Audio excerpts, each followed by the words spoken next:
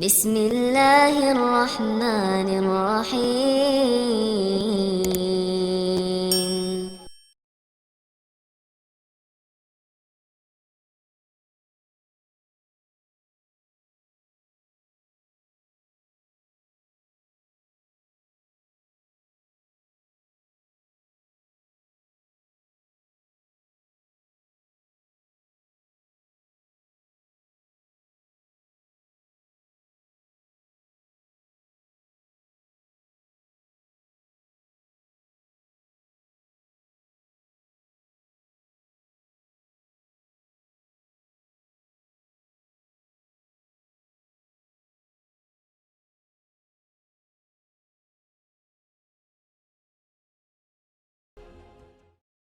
Someone says, the creation of evil is not evil.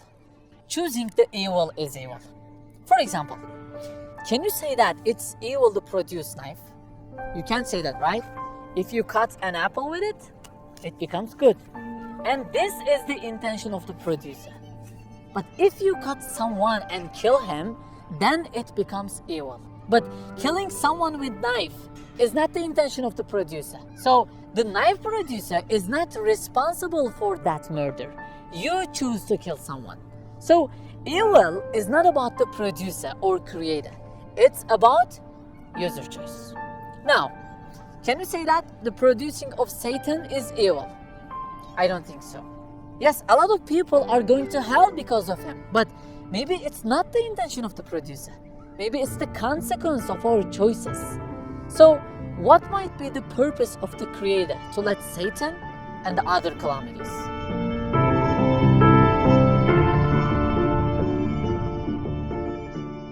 We came to this world to progress, right?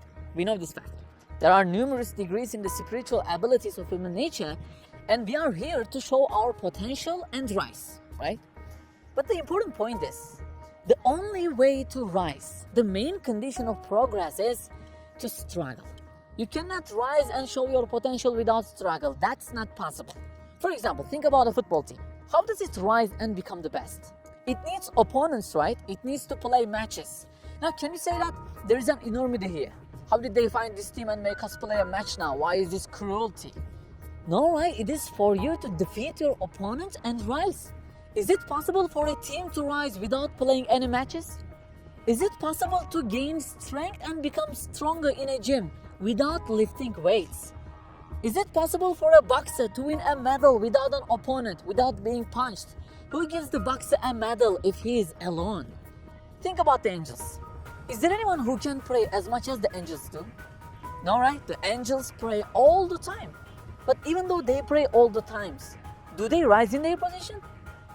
No, right? The position of angels is stable. Why? Why don't they rise if they pray all the times? Because there are no Satans or calamities for them. They don't have an opponent. They do not struggle against anything. That's why they cannot rise. So the thing that makes humans to rise and have a potential to surpass the angels is actually what? Existence of opponents like illnesses, diseases that we face, and the Satan and the desires of our nafs, etc. So they are not created for us to fall. They are created for us to rise. They are our opponents to raise us. This is the intention of the Creator. What differs a diamond from a coal? How do you distinguish them? You know, they are the same in their solid states. Both of them consist of carbon atoms, right? So what makes them different? The fire makes the difference. The coal burns and the diamond does not. So the diamond proves its potential through its struggle against its opponent. It shows its value through enduring the fire. And coal also shows its worthless and low character through burning in the fire. So the fire only reveals their character. So we cannot say that the fire is evil. If you chose to become a coal and burned in the fire, that choice would become evil. Because you could also choose becoming a diamond and not to burn in the fire. The fire could let you to become more valuable, but you didn't choose it. So what are you, a diamond or a coal? If we can endure the Satan and desires of our nafs and repent our wrong choices in the past, if we take shelter by Allah's side when we face with the calamities like earthquakes, diseases, illnesses, etc., and understand that a lot of bounties had been given to me before this event. the surface had not been quaking, for example, or I had been protected against that disease, right? Because we can only realize a bounty when we face with the opposite of it. Is that correct? So if we realize these missed bounties through those troubles, then all these will raise us and show that we are a diamond. So use the fire to go up. Utilize it. It's over there in order to make you diamonds.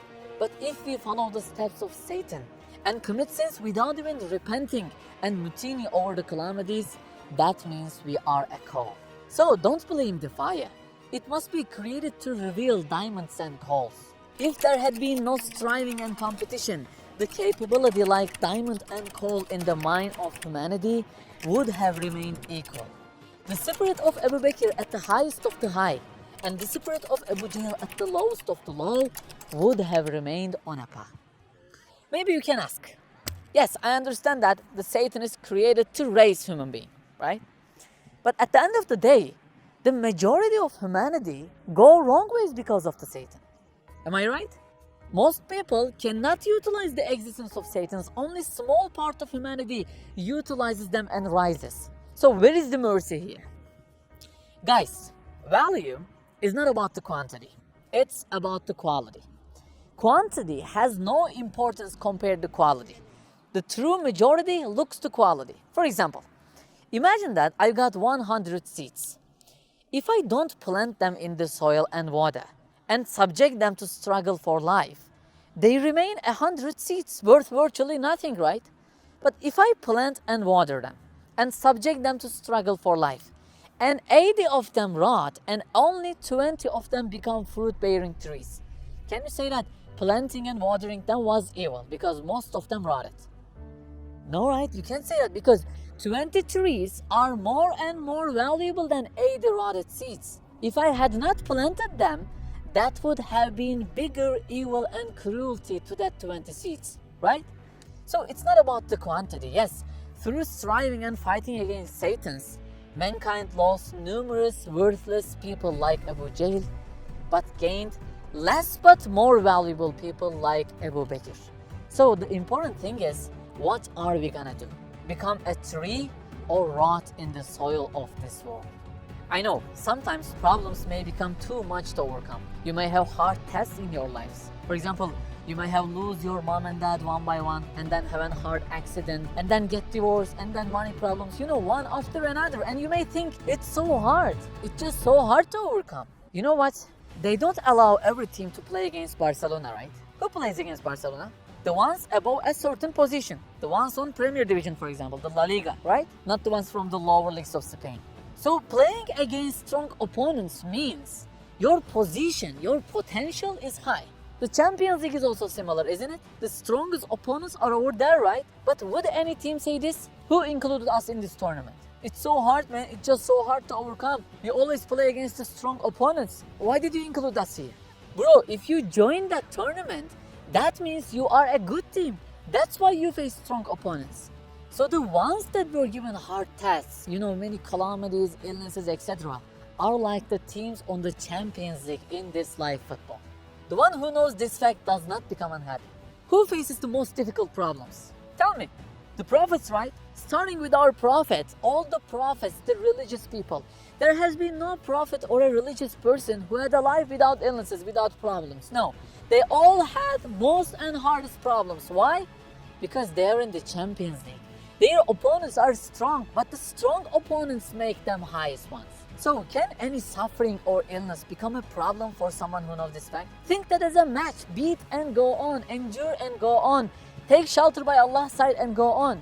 So we live in a hard time, don't we? Especially for us, the youth. Sometimes I'm thinking, oh my Lord, why do you let all of these sins and immorality that attack us? Nudities, filthy things of internet, TVs, environment. This is Akhir Zaman, right? Why do you let all of this happen? And then I remember this fact.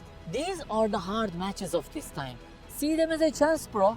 They exist to make us rise up. They are led by Allah to make us higher. If we can beat them and be patient against them, we can go up and become the youth who are on the highest levels of people in this century. So think life as a fixture. You know the fixture of football teams? The La Liga, for example, 38 weeks, right? So my life is going to be 60, 70 years fixture, and events come to me. I may lose my mom at 21. I may face with a serious disease at 22. I may meet with a serious sin danger at 23. So matches come to me one by one. The more I win, the more I'm raised in the rank. Otherwise, if there had no league and fixture system, the level of Barcelona and Malaga would have remained equal. What make difference? Struggle on the pitch. Who is gonna become coal and who is gonna become diamond? That's the point.